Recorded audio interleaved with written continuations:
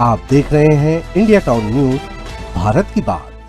मुख्यमंत्री विष्णुदेव साई की अध्यक्षता में कैबिनेट की अहम बैठक संपन्न और इस बैठक में कई ऐसे फैसले लिए गए जो किसानों, आम नागरिकों, कारोबारियों और खेल प्रेमियों से सीधा जुड़ाव रखते हैं।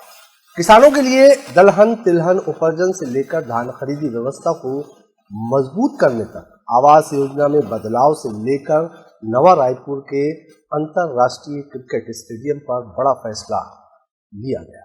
ये बैठक कई मोर्चों पर राज्य के भविष्य की दिशा तय करने वाली साबित हुई। नमस्कार, मैं हूं कमर गौस और आप देख रहे हैं इंडिया टाउन न्यूज। आइए शुरुआत करते हैं किसानों से जुड़ी उस घोषणा से जिसका असर सीधे उनकी आय पर पड़ेगा। किसानों के लिए बड़ा फैसला। साई सरकार की बैठक में सबसे महत्वपूर्ण निर्णय दलहन तिलहन उपार्जन को लेकर लिया गया। अब खरीफ और रबी दोनों की विपणन मौसमों में प्रधानमंत्री अन्नदाता आय संरक्षण अभियान प्राइस सपोर्ट स्कीम PSS के तहत दलहन और तिलहन फसलों की खरीद बिल्कुल पिछले वर्ष की तरह समर्थन मूल्य पर की। खरीफ में अरहर, मूंग, उड़द, मूंगफली और सोयाबीन और रबी में चना, सरसों और मसूर जैसी फसलों का उपार्जन राज्य के सभी मंडियों में समर्थन मूल्य पर किया जाएगा। सरकार का दावा है कि इस व्यवस्था से बाजार में स्वस्थ प्रतिस्पर्धा बनी रहती है और किसानों को अपनी उपज की सही कीमत मिलने की संभावना बढ़ जाती है। राज्य में हजारों किसान इस फैसले का प्रत्यक्ष लाभ उठाएंगे। कैबिनेट ने शासन प्रशासन को सरल और सुचारू बनाने की दिशा में भी महत्वपूर्ण कदम उठाया। सार्वजनिक उपक्रम विभाग को अब वाणिज्य और उद्योग विभाग में शामिल कर दिया गया है।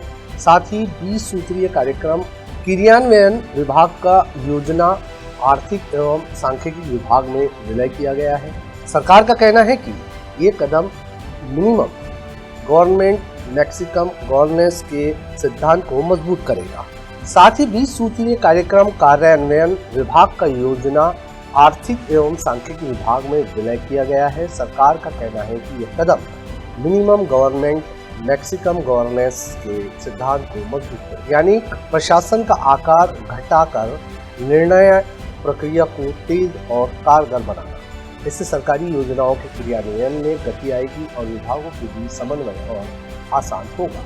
छत्तीसगढ़ में किसान धान खरीदी को लेकर हमेशा उम्मीदें लगाकर बैठते हैं। इसी को देखते हुए कैबिनेट ने इस बार एक और बड़ा वित्तीय फैसला लिया। समर्थन मूल्य पर धान उपार्जन को सुचारू बनाए रखने के लिए खरीफ विपणन वर्ष 2025-26 में बैंकों और वित्तीय संस्थाओं के लिए पहले से स्वीकृत 15,000 करोड़ रुपए की शासकीय प्रतिभूति को पुनर्विक्रय कर दिया गया है। इसके अलावा विपणन संघ को 11,200 करोड़ रुपए की अतिरिक्त शासकीय प्रतिभूति भी प्रदान की गई।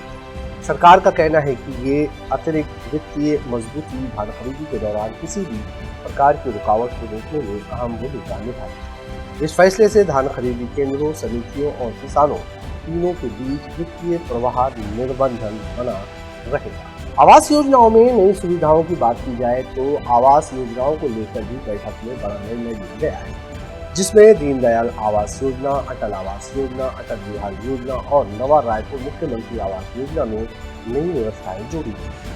अब EWS आर्थिक रूप से कमजोर वर्ग और LIG निम्न आय वर्ग के मकानों को जब 3 बार विज्ञापन के बावजूद भी खरीदार नहीं मिलते तो उन्हें किसी भी आय वर्ग के हितग्राही को बेचा जा सकेगा। हालांकि उन्हें सरकार का अनुदान नहीं मिलेगा। इसके अलावा यदि कोई निजी संस्था, सरकारी विभाग या एकल व्यक्ति बल्क परचेस करना चाहे, यानी कि एक से अधिक घर खरीदना चाहे, तो अब ये भी संभव होगा।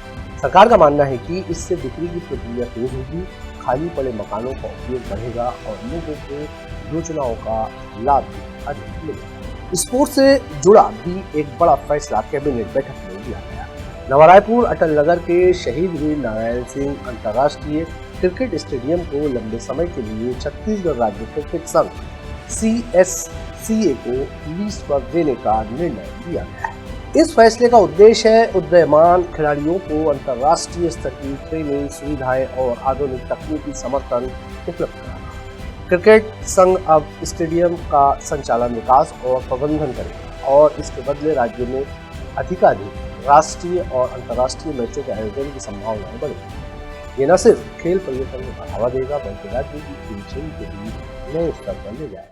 साय कैबिनेट की बैठक में लिए गए फैसले राज्य के हर वर्ग को प्रभावित करने वाले हैं, चाहे वो किसान हो, खिलाड़ी हो या घर का सपना देखने वाले आम नागरिक हो, या फसल उपरवर्जन, गवर्नमेंट सुधार, धान खरीदी व्यवस्था, आवास नीति और खेल ढांचा, इन सभी पर लिए गए निर्णय सरकार की आगामी दिशा और प्राथमिकताओं को स्पष्ट करते हैं।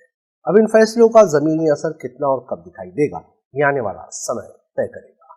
हमारी आज की इस खास रिपोर्ट में फिलहाल इतना ही। मुझे दीजिए इजाजत और आप देखते रहिए इंडिया टाउन न्यूज, भारत की बात। नमस्कार। आप देख रहे हैं इंडिया टाउन न्यूज, भारत की बात।